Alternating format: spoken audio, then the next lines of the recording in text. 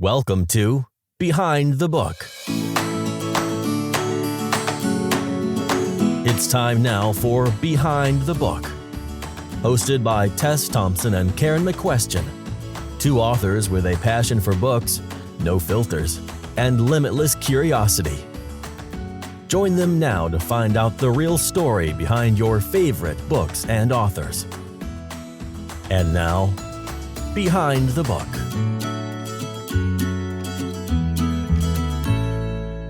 Everybody, it's Karen and Tess. We're back with another episode of Behind the Book. Today we had Freida McFadden on, and she was fascinating. And one of the things that I wanted to ask you, Karen, yes, Tess, co-host, wonderful. How is it? Like, I was just thinking it would be fun for people to hear sort of how you guys approached each other about giving blurbs for each other's books, and just kind of how does that work? Well, it was way before the blurb thing. What happened was, like everybody else, I started noticing her books on Amazon, notably in the number one slot in Kindle. And, all the reviews that just raved about, you'll never guess the surprise ending, and I'm not someone who normally guesses the surprise ending, so that part wasn't phenomenal. But the fact that she was able to do this for most readers is really astounding. So I thought, we need to get her on the show, because that's a genre that's really popular now. She clearly excels at it. I read her bio. It said she was a physician. And I thought, she's going to be fascinating.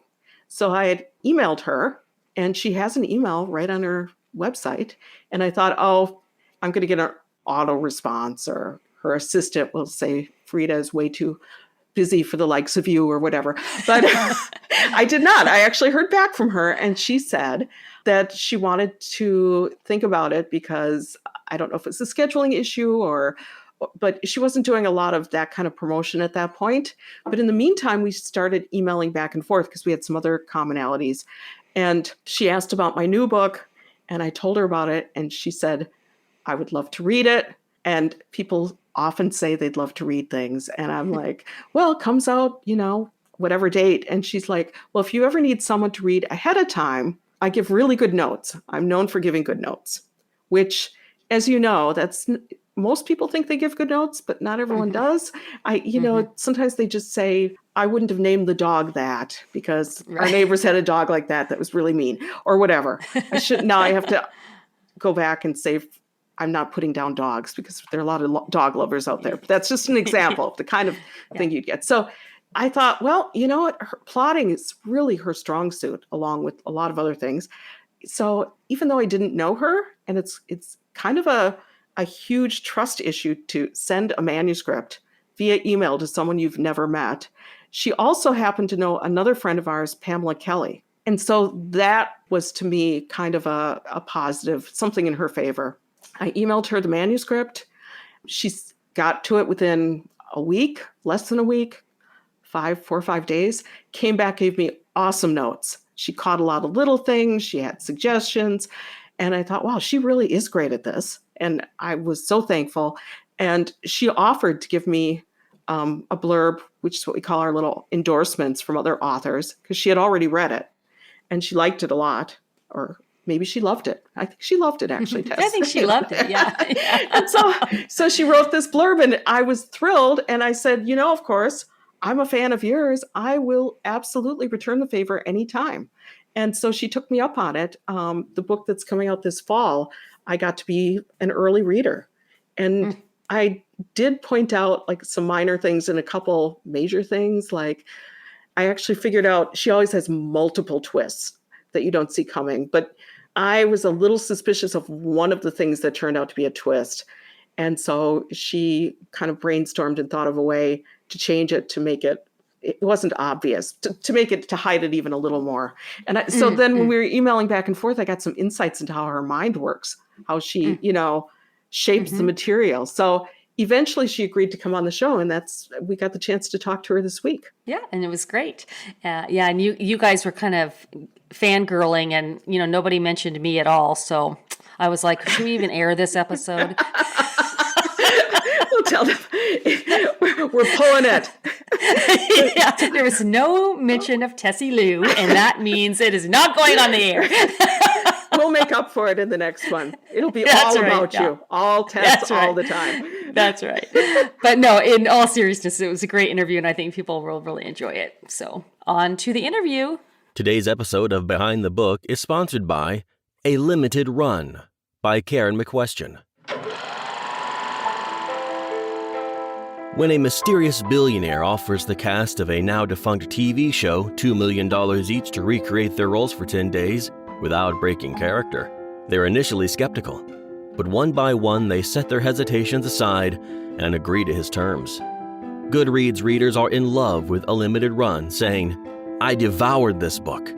Wow, this is unlike any book I've ever read before. This book was crazy. Had me hooked from page 1. And Freida McFadden, #1 Amazon best-selling author, said, "A Limited Run is an incredibly gripping story with a delicious edge of creepiness. I couldn't stop reading it. Easily one of my favorites this year. Another masterpiece from McQuestion." Looking to get out of a reading slump? Download A Limited Run by Karen McQuestion today. Today, Tess and I are very excited to have Freida McFadden with us. I've been looking forward to this one for a long time. Freida is a #1 Amazon bestselling author who is also a practicing physician specializing in brain injury, who has penned multiple Kindle bestselling psychological thrillers and medical humor novels. She lives with her family and black cat in a centuries-old 3-story home overlooking the ocean with staircases that creak and moan with every step. And nobody could hear you if you scream, unless you scream really loudly, maybe. Welcome, Freida. Hi, good to be here. Yeah, it's great to connect with you. And we have to establish that you are a real person, because I thought I heard online there was some kerfuffle where someone said you might not be. Yeah, there were a few rumors flying about because for a little while I was using a cartoon to represent me online, but I decided to go with a real headshot. But there was all sorts of, and there still are, all sorts of like rumors. Freida's suspicious. Freida, and like I was making a joke. Maybe I'm just 3 kindergartners under a very large coat. But I think, I've done a couple of appearances now. I was on Inkers.com. So hopefully I can establish that I am a real person, finally. So how did you become a novelist, and which of your titles was your first published book? So, I've been writing forever, since I was about, 8 or 9 years old. I've been writing and always wanting to just publish something. That was just always my dream. And I submitted novels over the years, and you know how it goes. It didn't go well. I did get an agent at some point, but they weren't able to sell the book. So when I found out about self-publishing, when that became a thing, I was like, oh, I don't have to deal with agents or publishers anymore. I'm just going to publish my book. And I just went for it. And that was in 2013. And the book was called The Devil Wears Scrubs. It was inspired by my intern year of residency. And also, The Devil Wears Prada, kind of like, there aren't only mean people in the fashion industry. They're also in other places, like the hospital. So it's just about my experiences. And it wasn't a thriller, which I am more known for now. It was medical humor. And I was just doing it for fun. I just wanted to have the book in my hands and be able to see it and give it to my family. And just, so that was all how it started. I wasn't looking to be really an author. I just wanted to publish my book. What prompted you to switch from writing medical humor novels to psychological thrillers? Mostly because I just love reading thrillers. I've always loved thrillers. I've been reading them ever since I was a teenager. And when you read something enough, you want to write it. You're like, this is great. I wish I could create something this wonderful. I started getting into reading domestic thrillers, and I was getting so emotional reading them, and I was like, this is great. I got to try this. So that's kind of where it went. But actually, my second novel was sort of a thriller. It was a little bit more of a low-key thriller, but it was still a thriller. Had some murders, so that's how I would categorize it. This is something I'm really curious about. You're a physician who writes best-selling novels, and you also have a family. How does a person balance all that? So I have this watch that stops time. I could stop time for about 4 or 5 hours. No, not really. I think I'm just like a crazy multitasker. I'm somebody who needs to be doing 5 things at once or I'm not happy. I think I realized it hit me once when I was in the kitchen and I was texting to figure out how to do Facebook ads with another author. I was also listening to music, and I had 4 burners going at once. And I'm like, I'm pretty good at multitasking. This is obviously my strong area. So I'm just always doing something, and I like it that way. Like if I'm bored and I'm just sitting around watching TV, which I do sometimes as well, I'm not happy doing that. I need to be doing something productive. And if you're motivated, you can always make it work. So do your coworkers know that you're a best-selling author, and have they read your books? No, it's a huge secret. Nobody at work knows. I have not said a word. I haven't dropped any hints. They have no clue. And I do sometimes name some of my characters after their children. So it's going to be awkward if they found out. But their children have such cute, trendy names. I'm like, this is Quinn. What a great name. So I have stolen some names from them. But I really just keep my mouth shut at work. And I feel like it would be weird if they knew and all my coworkers were reading my books. And I'm sure some of them would. And I don't think I could look them in the eye. So I think I'll just keep it this way as long as I possibly can. So you're known for writing unput-downable thrillers with lots of crazy twists and turns and endings that readers don't see coming. How do you do it? What's your secret? Well, we used to be very into math. So when I was in high school, I was on a math team.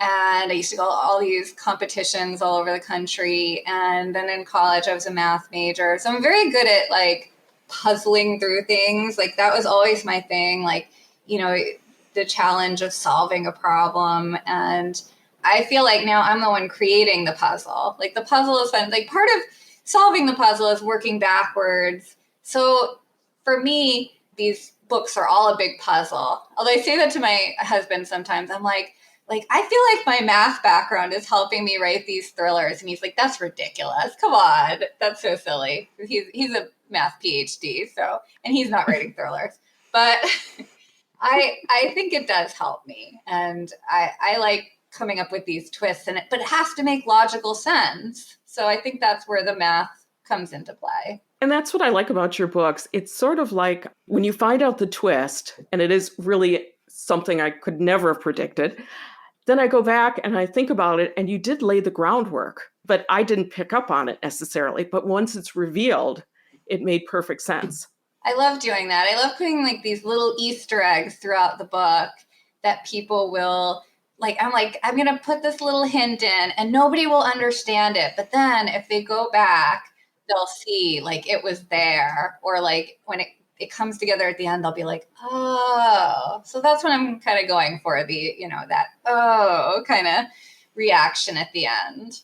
So do you layer them in as you go along, or do you sometimes later go in and thread it in at that point? Well, before I start writing, I definitely know what the twist is going to be. Because as I said, when you're coming up with a puzzle, you start with the solution and you work backwards. But in the editing process, I definitely will put in more clues because I don't want it to feel like it comes out of nowhere. And people will say, well, what were the clues? And I like to be able to say, well, it was this, this, this, this, and this. And people can sometimes guess the twist if they've read a lot of these and they're very clever and they do pick up on those subtle clues, especially if they've read a lot of my books. They probably know some of my little tricks. So. Are any of the characters in your books based on people you know? I'd say a lot of, well, maybe not a lot, but some significant percentage of the men are based on my husband. And for better or for worse. And probably some significant percentage of the children are based on my younger daughter. Just my younger one. I'm not sure why. She's the feisty one. It's funny. My husband was recently reading The Housemaid, which is actually the first of my books he's ever read. And he was like laughing at all the stuff he he recognized that our daughter did, and he was reading it to her, and he's like, does this sound familiar? And she's like, oh my God, my mom put me in her book. Who are your favorite authors? Oh, I love books. I have so many favorite authors. I would say the classic ones, I love Stephen King. You know, he's just like such a brilliant writer, and I feel like his style is so easy to read. Tess Gerritsen is also amazing. I love her Rizzoli and Isles series. And it's one of those weird series where it actually gets better as it goes. Like sometimes, you know, something starts out good and then they're just doing the sequel and doing more just to keep the money flowing. But that one, it's just every subsequent book just gets better and better. So that's an amazing series, and I love her. This is sort of a funny one. I love Sophie Kinsella. She's just so I love her funny. too. Yeah, she's Sure. so funny and amazing author. I love her style. And there are a couple of more independent authors that I really like. I really like Shalini Boland. She's actually the author who got me into reading domestic thrillers. And I remember reading her book, I think it was called The Best Friend. And that night, I was awake at night, mad at the characters. I was like, I can't sleep because I'm so angry that this is happening in the book. And that was great. That was a real skill that she was able to do that. I love Natalie Borelli. She's another somewhat indie author, like small publisher, not exactly independent, but she's amazing. I just want to say, Karen, I love your books. You're now one of my favorites. You really, yeah. I've actually got one of your books on my Kindle now, and I'm saving it because I know I'm going to like it, and I'm saving it for a book slump. Sure. The book slump. This is a Sure. term I've learned recently, where you read a bunch of books in a row and you don't like them. You're like, each book, you're like, oh, I don't like this book. I don't like this book. And you start to think to yourself, what's wrong with me? Have I stopped liking books? And it's pretty serious. It's actually a real medical condition. I treat it sometimes. Prognosis is good. Only 20% need surgery. So, but it's Karen. I think your stuff is great, and I definitely would put you as one of my favorites now. Oh, that makes me feel all sheepish, but thank you for the compliment. I love that. So, as a writer, I always kind of try to figure out what the secret sauce is for authors, and one thing I noticed about your books is that they're written in first person present tense. And I wondered, is that how the story just came out for you, or was it something that you made a deliberate decision to do? So years ago, I said I've been writing since I was 9. I used to write in third person past tense, and that was what I always did. And it was actually, this is why I had to call her out. Sophie Kinsella and her awesome books were all written in the first person present tense. And I love the way it really just brought you into the story, and it gave her a chance to be funny, and like it just made it feel like you don't know what's going to happen, because if it's in the past tense, you at least know they survived the story. I mean, it takes some of the element of fear out of it. So it just made me feel closer to the characters, and I love her sense of humor. So I was really just taking her as my inspiration in doing that. And even though I write thrillers, I always try to write them with a sense of humor. And I think a lot of thriller authors don't do that, but I feel like the present tense makes it easier to do that, because you can just see the characters' reactions as everything is happening. And the lighter moments are kind of a nice juxtaposition with the more intense aspects of the thriller, I think, Right. too. Exactly. You're very prolific. How long does it usually take you to write a story from beginning to end to being ready to have it sent out for publication? That's a little bit of a complicated question, because the actual writing process, so it's a multi-step process. It's getting the idea, seeing a garbage bag left on the curb and be like, what if that has a person in it? And then you've got some idea. And so the seed of the idea, and then it gets in the back of the idea queue. And when I gets to the front of the queue, then I think about it, I plan out the characters, and that could take a couple of months. Now, I wait for the perfect moment to start writing. So I wait for when, work is kind of slow, the kids aren't doing anything special, hopefully out of the house entirely. And then I take about 2 weeks, and I can usually bang it out in 2 weeks when I start writing. And it's very, very intense 2 weeks. And then after that's done, I might show it to 1 or 2 people and make some edits, but then I basically just let it sit, sometimes for years. Like, I have stuff on my hard drive that has been just sitting and sitting there. And what will happen is I'll think, okay, that will be maybe the next book or the next book after that. But then I'll write something and I'm like, well, this is better. I want this to come up more in the queue. So, and things keep getting pushed back and pushed back. So you don't know if the thing I wrote, maybe I wrote it 6 months ago, maybe I wrote it 3 years ago. It could be anywhere in that time period. But I do take editing really seriously. Once I decide to publish it, then I start giving it to my beta readers. They go through it. I read it 20 billion times, more or less. And, I have it proofed and all that. So it's a pretty long process, actually. As a fan, I am excited to hear about your new movie deal for the Housemaid. And I've heard a little bit about it, but do you mind telling the story for those who maybe aren't familiar with it? How did it come about? It was honestly just the wildest thing ever. I was on vacation at the time in New York visiting my family, and I get an email from Richard King at Book Couture and saying that there's a bunch of Hollywood studios bidding on your book to make it into a movie, to option it. And I was like, what? And he's like, you have to take Zoom meetings with a couple of these studios tomorrow. And it was just so surreal. And I told my family, I told my teenager, and she was like, what? Like, why would they want your book? It's not even a real book. I was like, okay, it is a real book. But so then I ended up taking Zoom meetings with 2 of the heads of these Hollywood studios, one of which was the one we went with, Todd Lieberman of Hidden Pictures with financing by Lionsgate. And they were both amazing. Both of them, I was just feeling so blessed that either of them were considering me, and the fact that they were pitching to me and that I got to decide. I mean, it was crazy.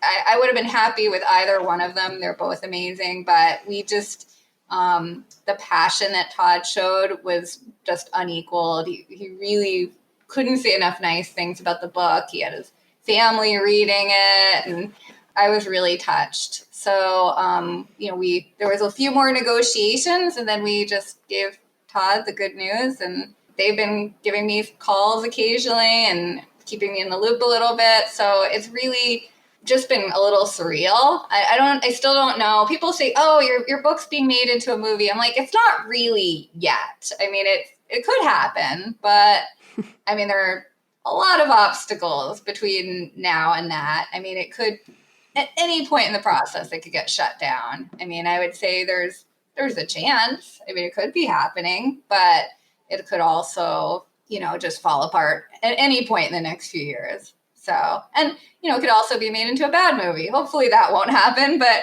I'm trying to be optimistic, but not get my hopes up too high. So do you feel like they shared your vision for the story? Definitely. They really got the book, and we were talking about it, and they really seemed to understand it and feel passionate about it. And Todd was telling me he had been looking for a book like this, and it really made me feel like they were going to treat my story with respect. So I'm very excited and hopeful about it. I know about his other pictures, and I feel like they've all been done really respectfully. They're all great movies. One of them was Wonder. I think they're going to treat it with respect. That's one thing I feel sure about. I don't know if it will get made because so many things can happen, but I do believe if it does get made, it will be done respectfully.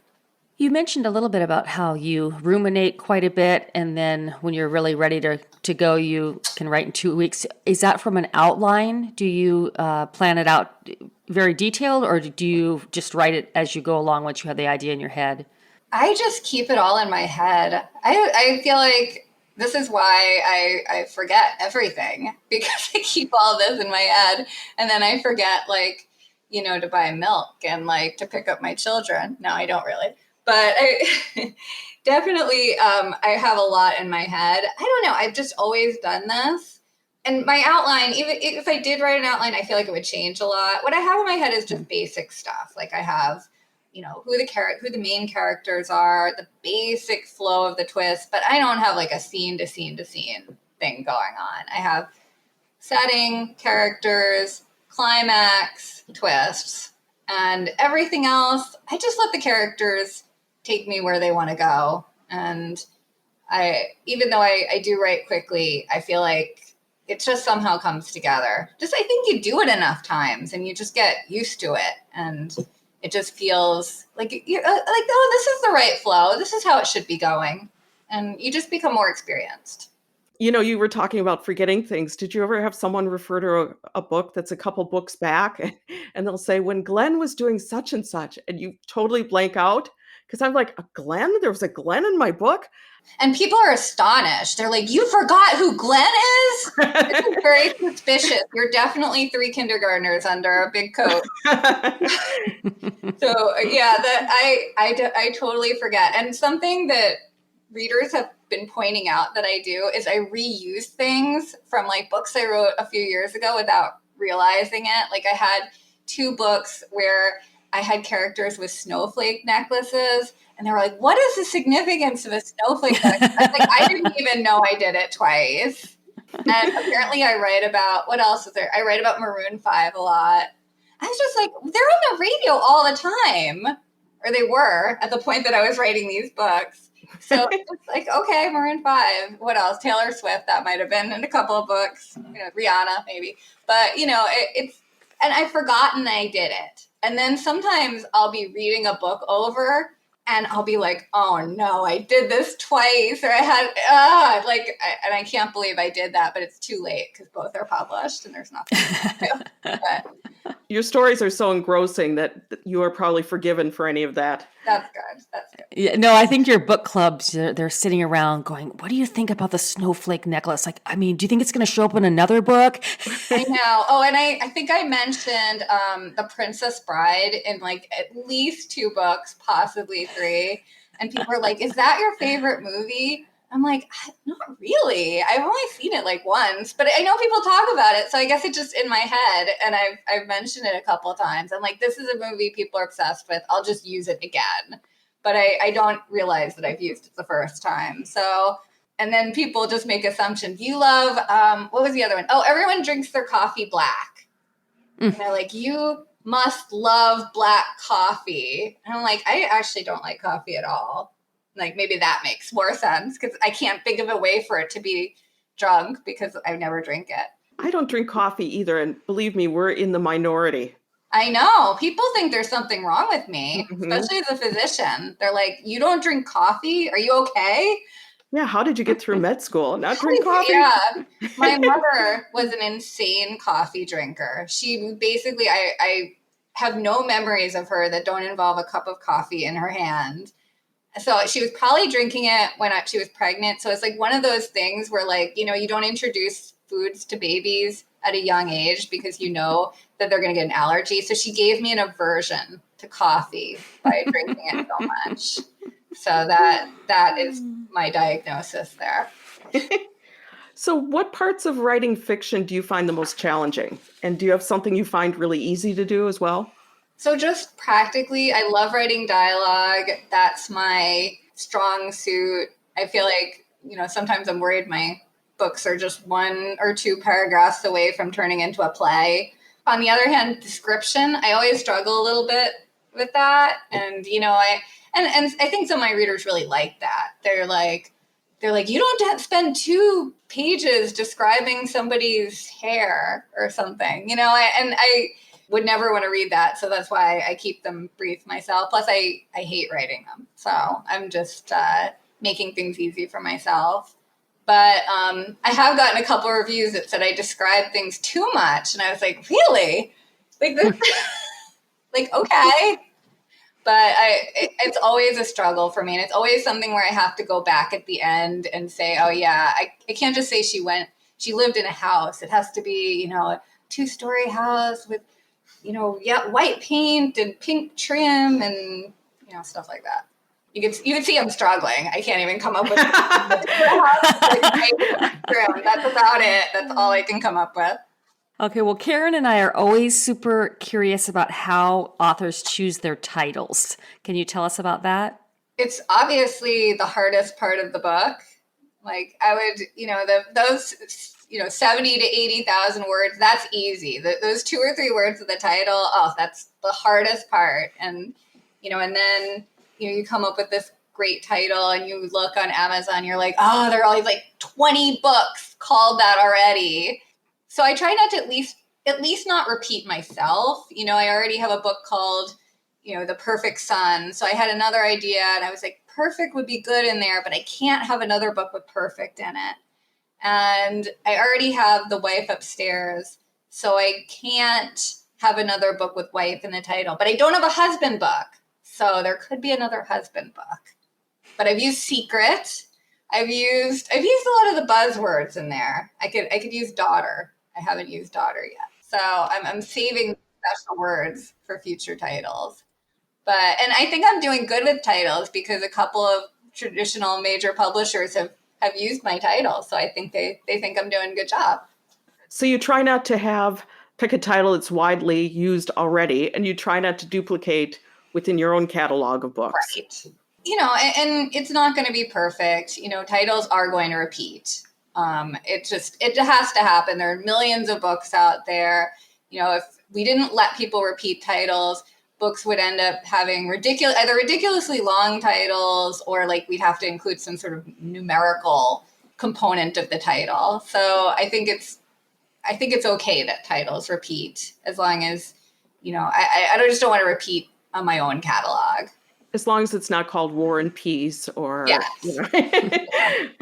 So what writing advice can you offer to those just starting out?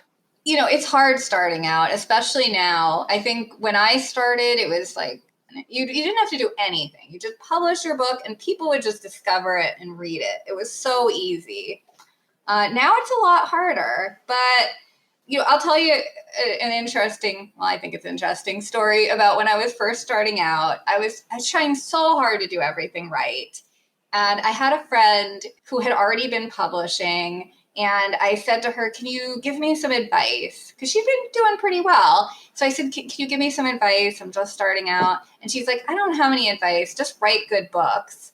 And I was so mad. I was like, what kind of advice is that? Like, you've got something better than that. Come on. So I was pretty pissed off. But, looking back, I actually kind of now agree with that on some level. Because I think, what has people coming back to your books is what's between the covers. And I don't want to say good books because I think we all know books are subjective.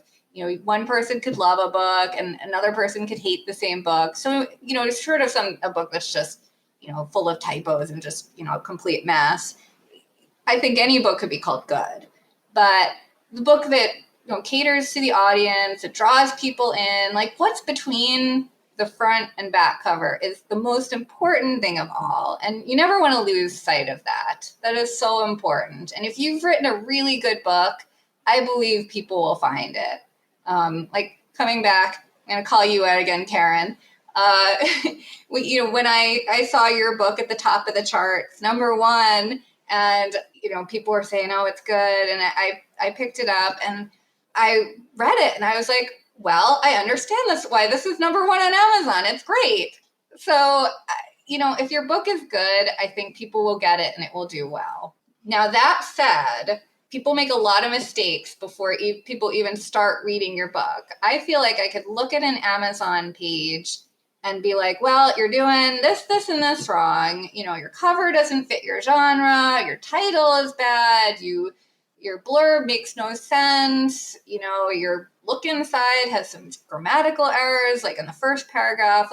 Usually when somebody says to me, my book is not selling at all, is something wrong. yes, usually there is something wrong on the Amazon page that you can see very, very quickly. Now, the question is of my book is selling, but not selling as well as I want. That's a more complicated question. But the no selling at all, there's usually a reason. And it's usually, something an experienced person can see pretty quickly. So just, I guess coming back to your question of what's the advice, one, write good books. Two, make sure that the package looks good. Like have an expert look at it and make sure you're doing everything right. Because if you're just starting out, if you made your own cover, if you, wrote your own blurb and you didn't have anyone else look at it, it probably needs work. You kind of touched on it a little bit, but do you have any marketing tips specifically that you would advise either people starting out or even some mid-listers? I am very much about Amazon ads right now. That's been the thing that has worked best for me. But, after you're doing this for a while, you get kind of caught in the Amazon algorithm and it starts just showing your book for you. My other tip is if Amazon ever offers you anything, take it. Like if they say, do you want to be in Prime Reading? I'm like, yes, I want that. And sometimes what they offer me doesn't work out that great, but I always say yes. And I've never regretted saying yes. Sometimes I've been very, very, very happy I've said yes, but I've never said, wow, I should not have agreed to that. So I always do that. I think if I were just starting out, I would probably work on, building a newsletter, building social media presence, and then discounting my book and advertising it heavily while it was discounted to certain newsletters that are paid and popular. Obviously, BookBub is the one that, is the most coveted, but, there are others that are less popular, like Robin Reads, but, they can be very effective. So those would be some just general tips, not knowing anything else about the book. How about writing books? Are there any that you found helpful that you can recommend? I always recommend Save the Cat Writes a Novel. I think it's very helpful for development of the plot. And it's just, if you're just starting out, I think it really, I know a lot of people who read it and were like, oh, so that's how you write a book. So I think it's a very, very good book especially for beginners. If you saw me gesturing to Tess when you were saying that, that's because she just told me about that book. And although I have the original Save the Cat for screenwriters, I don't have the one for novelists. So I need to get that. I don't know how good it will be for you. I think for beginners, it's very good. I think for more experienced, right? But I think we could all learn something from it. So do you ever have any doubts about a book, either while you're writing it or after you finish? Yes, definitely. Some books, you start writing it and you're like, this is going great. And it's like, it just oozes out, maybe not gushes out of you. What's the right word there? Gushes is good, yeah. But other books, it's just like, you have to like extract them and you're like, oh, so painful. This is not going well. And sometimes I'll just put it down at that point. But if I really, believe in it, I'll keep it going. But there are definitely books, The Housemaid was actually one of them. I really struggled when I was writing it, and that's why it took so long. I sat on it a long time before publishing it because I had a lot of trouble writing it, and I felt like it had some problems that thankfully the publisher helped me fix. But I did struggle a lot. It's longer than a lot of my other books, and I felt like as I was writing it, I was like, this is not going the way I wanted it to go. So maybe that's good when I feel that way. I think it's hard to explain to people who aren't writers, but it's an internal feeling, just a sense you have. Someone else might pick it up and go, this reads fine, but you just know it doesn't match the vision you have for the story. I know. It's like you do have this vision. And like the best thing I could say when I finish something is this came out exactly like I wanted it to. I had this vision and this is my vision and this is perfect. And sometimes it's good for other people to like, this is great. What are you talking about? But I'm like, that wasn't my vision. This wasn't how I wanted it to be. Is there a book you're dying to write, but for some reason you haven't yet? And we like to ask this question. We had an author tell us she was dying to write a ghost story, but it was way too different from her usual books. That's funny. I don't want to keep writing the same thing over and over, but I do have a queue of like a few books And there's one that I'm more excited to read, but one I think will be more commercial. So right now I'm like, I better write the commercial one first and get that done. But really I'm more excited about the other one, but I'll get to it eventually.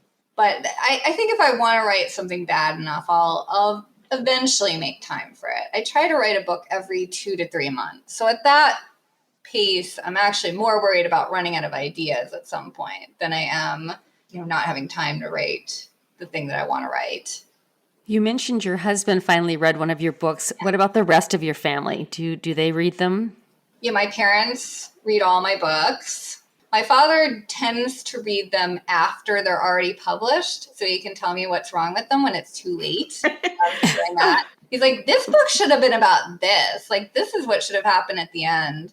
And sometimes he comes up with some good ideas. There was one, my first book, The Devil Wears Scrubs, he came up with one of the funniest gags in it. And if he hadn't read it before, it never would have happened.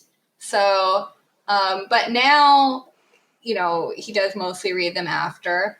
And my husband has read the one. I don't know if he'll read more. My older daughter is going to bring The Housemaid with her on a trip she's taking. She's had the whole summer to read it. It hasn't happened yet. I think it will. My younger daughter hates to read. Books are boring. I don't know whose child she is exactly, but she does not like books. But I'm trying to I'm trying to think maybe she'll read them eventually. Like I was encouraging her. I said, read this first chapter. Maybe this is something you would like. She's just on the cusp of being old enough. I recently let her watch It. So I'm like, if she could watch It, she could probably handle my books. Killer Clown, worse than anything happening in my books, I think. I don't know. So in general, nobody who lives in the house with me is that excited to read anything that I've written. And that's okay. That's okay. That's actually usually what we hear, right, Tess? Really? Mm-hmm. Yeah. Absolutely. Yeah. and our experience as well. But my husband will listen to me tell him the entire plot to a book, and he will tell me if it sucks or not. So it's very valuable, actually. Is he usually right? He's very good. He's a math PhD. He's very good at picking apart plots. So like any little tiny inconsistency or like this doesn't, he'll be like, but that would never really happen. I'm like, yeah, this is a book. It's okay if it's not 100%. People do things in books that don't quite make sense sometimes. We all know that. But if he says, if I tell him the ending and he's like, that's lame, that's not a good twist, or it's too much like one of your other books, that I take very seriously. I'm like, you're right. I should go back to the drawing board with this. Because you don't want to repeat yourself. Yeah. So I'm kind of waiting for him to say, oh, that's cool. And if he says that, I'm like, okay, good. I'm ready. So to you, what's the most gratifying part of being an author? I just love it when readers read my books and say they like them. That's what I'm looking for. I put my email address at the end of books, and people email me several times a day. I get emails, and I have this reader group now, which is really cool. And just people being like, I love your book. It touched me. I never liked to read, or I haven't read in years. And I went back and I read your book, and now I like to read again. Or, I'm going through a hard time in my life, and your book takes my mind off it, gives me some pleasure, pandemic and everything. Life is difficult for everyone now. And just hearing that my books made them happy, touched them in some way, just made them love reading, just gave them some enjoyment and pleasure. That is so rewarding. That is just entirely why I'm doing it. Yeah, I noticed in your reader group, some of them have an actual list of your books. And then they're kind of checking them off and dreading when they get to the end. It's like, oh, I only have one more Freida McFadden book. And so she has to hurry up and write more. Yeah, there needs to be a support group, I think. Withdrawal. That's great. Are you working on anything new right now? I'm working on 5 new things, as always. Right now, what I'm doing, I finished writing the sequel to The Housemaid, as yet untitled. So I'm making some minor changes, and I've got a release in September, kind of going for the end of September. So I just spent like the entire morning running it through every program in Pro Writing Aid, editing it. So, and now, at some point soon, I want to get it to the proofreader. And I'm also working on getting my book One by One into audiobook. Though I'm not personally narrating it. I just want to be clear. Whenever I say that to somebody, they're like, "You're reading it?" I'm like, no. I have a very, very skilled narrator, Allison Krawchuk, who's amazing, and she's going to be narrating it. She's done a couple of my other books, and she gave me a little segment, and it gave me chills, and I'm like, okay, this is going to be great. So I've got quite a lot going on right now. Very busy. And that's the way you like it. And that's not even my day job. So all right, so this is our portion of the fun extra questions at the end that aren't necessarily book related, but are fun. What is one food that will never get past your lips? I already used this answer earlier. I was going to say, I saw that question. I was going to say coffee, that I hate coffee so much, but I can use it like coffee flavored things, like coffee, like tiramisu, or like coffee ice cream, or even like, when you're eating jelly beans and you eat a coffee flavored jelly bean by accident. Is there anything worse than eating a jelly bean and not realizing like it has a disgusting flavor? And you're like, oh my God. And you don't want to spit it out because you're not a child, but like, you're like, I need this out of my mouth. So you like force yourself to swallow it. Anyway, traumatic. Who would you want to play you in a movie? I think I would like a Office age Jenna Fisher. Jenna Pam from The Office. Like, I think she has the right kind of temperament. And I dress, before COVID, now I wear scrubs all the time, but I used to dress exactly like she did. I'd have like the little dress shirt and a little sweater over it. So I feel like she'd really capture me if she were me in a movie. What superpower would you pick given the opportunity? I think I'm very into superhero movies. And one thing I've learned from watching them is I think I would not be a good superhero. I just feel like people like me shouldn't be superheroes. It seems like there's a lot of things that could happen. It messes up your family. They're threatening you. So I'm just going to say I don't really want a superpower. I'm okay with just being like immortal, no superpowers at all. I think I'm good. Is that a boring answer? Sorry. No, actually, it's a fascinating answer because we've never had someone say that. Yeah. This is like our 64th podcast. First time we've heard that. So thank you. I'm boring. Sorry. At the end of your life, what do you hope you'll have accomplished? So this is like my dream to someday have a Wikipedia page with Freida on it. That's my pen name, but I want to have a Wikipedia page. And, with two caveats to having the Wikipedia page. One, I don't want it to be for like something terrible, like murdering 10 people or something like that. And two, I don't want to have one of those asterisks, like this person may not be important enough to have a Wikipedia page at the bottom, because a friend of mine has one of those on his Wikipedia. I've never seen that before. He must have made it himself. I don't know. What is the worst job you've ever had? Medical intern. If you read my book, The Devil Wears Scrubs, you will know why. And there's a scene where she's running around the hospital with poop on her finger, looking for a card to smear it on to test somebody's stool sample. And that kind of summarizes one of the many reasons why that was just a terrible job. So I'm glad that that's over. What's your favorite smell?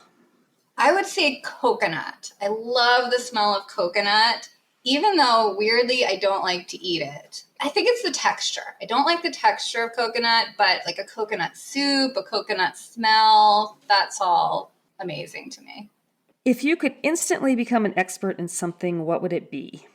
I'd love to be able to play an instrument. I don't play anything. I'm too old. I'm past that point in my age where I'm like, I want to play the guitar. But if I could just be able to do it, I think that would be so cool. What is the most terrifying thing you've ever done?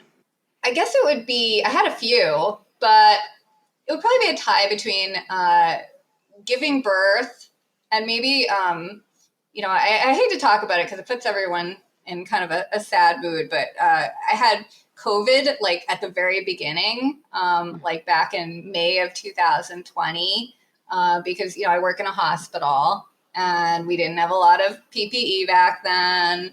And we didn't even really know it was in the air. We didn't know how anyone was getting it. So I was so careful. I really tried hard not to get it. Like I would just kind of do as much as I could at the hospital, do my documentation at home. I wouldn't take my mask off for anything. I wouldn't eat. I wouldn't drink. And I still got it. And I remember the first night I had it lying in bed and like shaking and terrified. I was like, I might die. I was so scared, but I didn't. And thankfully, survived that. But that was very scary. When people pronounce words incorrectly, do you let them know? No, come on. Who does that? That's terrible. Nobody we want to be friends with. No. Cut them off immediately. If you could live your life over again, would you want to? Definitely not. I have done all that. I wouldn't want to have to do it again. I mean, I would love to like have my 20-year-old body back. That would be nice.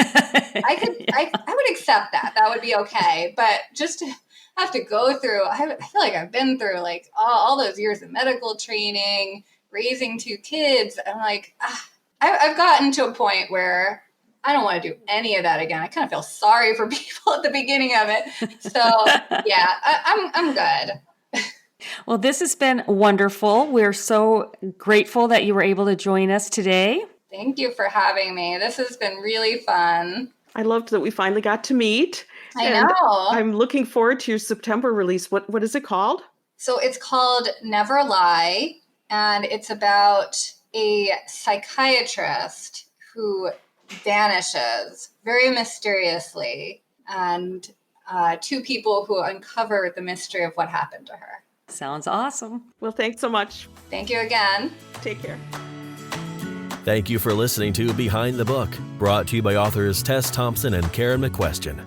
They hope you found it entertaining and informative. If you loved it, tell your friends. And if you have a moment, they'd love for you to post a star rating or review. This has been Behind the Book.